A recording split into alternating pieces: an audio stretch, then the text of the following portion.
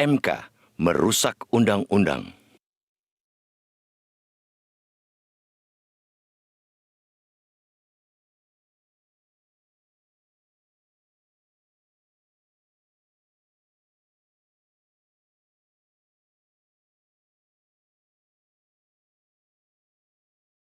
Penjaga konstitusi.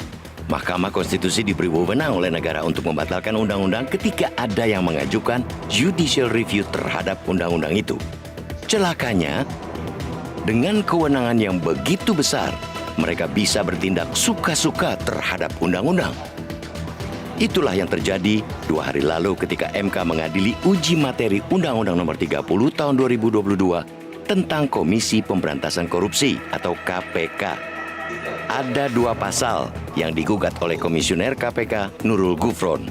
Pertama, pasal 29 huruf E Undang-Undang KPK bahwa batas usia minimal pimpinan KPK adalah 50 tahun dan maksimal 65 tahun.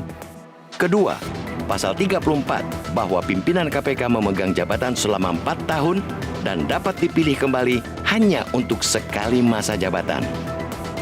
Hebatnya, Majelis MK mengabulkan gugatan Nurul untuk seluruhnya.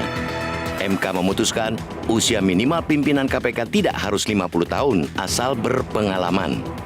Masa jabatan pimpinan KPK pun mereka tambah menjadi 5 tahun. Pertimbangan majelis, ketentuan yang lama melanggar prinsip keadilan, rasionalitas, dan bersifat diskriminatif, sehingga bertentangan dengan ketentuan pasal 28D ayat 1 Undang-Undang Dasar 1945. Sebagai produk mahkamah yang bersifat final dan mengikat, kita menghormati putusan itu. Namun, harus kita katakan pula, putusan itu tidak masuk akal, aneh, membingungkan. Pasal yang mengatur usia minimal dan durasi jabatan pimpinan KPK bersifat open legal policy. Pengaturannya menjadi kewenangan pembentuk undang-undang yakni pemerintah dan DPR.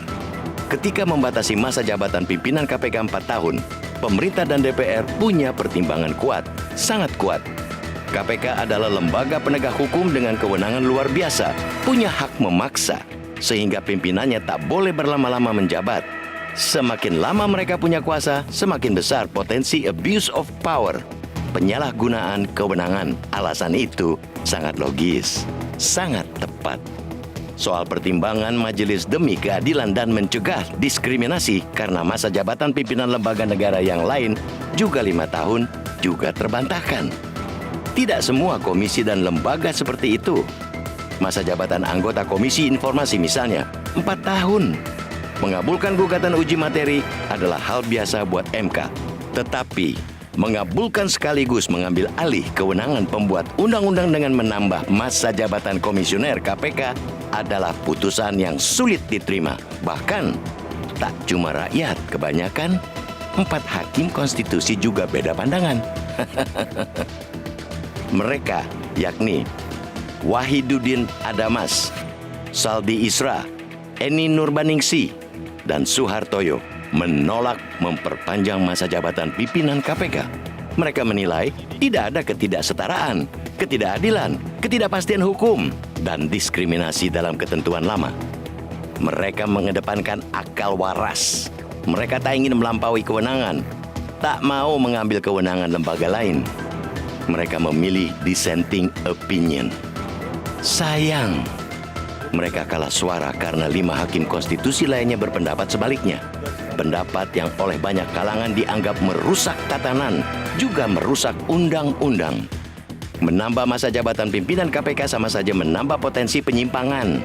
Terlebih ketika hadiah itu diberikan oleh MK kepada komisioner saat ini yang alih-alih menunjukkan prestasi tapi malah hobi mempertontonkan kontroversi. Komisioner yang bukannya gigih memberantas korupsi, tapi justru diduga kerap melakukan pelanggaran.